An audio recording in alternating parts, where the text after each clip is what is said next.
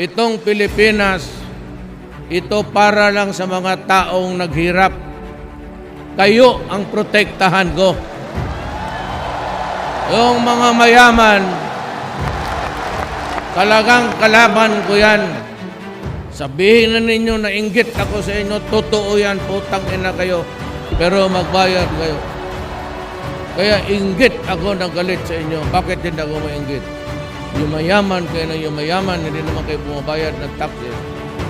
Itong Inquirer, as if yung mga editorial nila, kung birahin nila yung mga opisyal, birahin mo na, right, with all the righteousness and morality sa editorial, yung pala putang ina, kayo pati yung ibiit, bukang pera kayo. Ako lang rin makasabi ng minura ko si Obama, kayo pa. Kaya kayong mga yayaman na yung mga tax evasion ninyong magbayad kayo. Kaya si Lucio Tan, halos to the last day ng kampanya, habol ng habol sa akin yan. Kasi gusto magbigay ng pera sa si Mega World. Sabi, ayaw ko. Kaya naman nanalo ako 6 million. Kaya nga, saan ko kinuha yung 6 million? Hindi naman ninyo ako kilala. Bakit binoto niya ako? Why? Messaging. Alam naman niya. Alam ko. Kaya nandito kayo kasi talagang mahirap na tayo. Our country never grew talagang.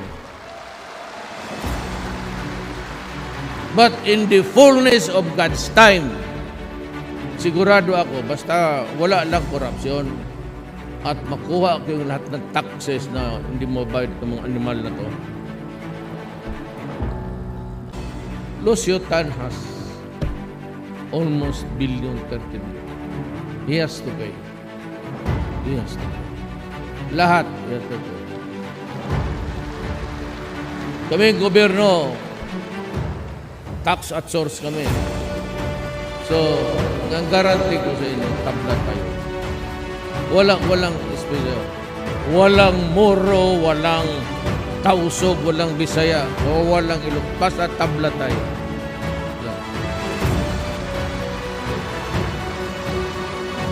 Ang Inquirer ang may-ari ng Dunkin Donuts. Yan ang, tanongin yung mga accountant dito. Sila yung may-ari niyan.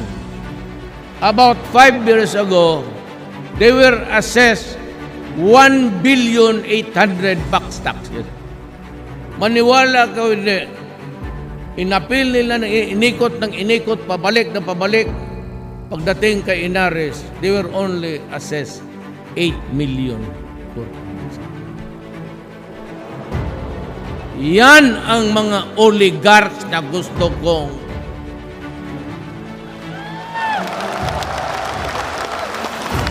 yung mga ungpin na mayaman, impluensya, pag kung sinong administrasyon, lapitan lang.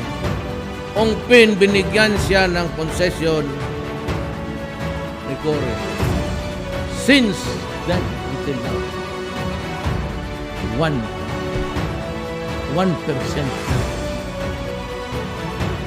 Everybody is paying 10% of that.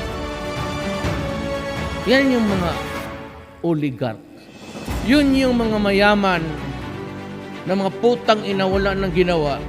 Mag-upo lang tapos gabitin yung influensya. Yang Inquirer, I don't know. But meron akong natanggap na balita na may binili ng lupa yan sa gobyerno, ang binayaran lang sweetheart deal dahil nga they went for Cory during kalaban nila sa mapa. May lupa yan na halos ibinigay lang sa Inquirer. It's an alley in Makati. Marami ng mga mall-mall dyan maliit, pero yan ay kalkaling ko yan. Hindi lang yan, yung mga mayaman na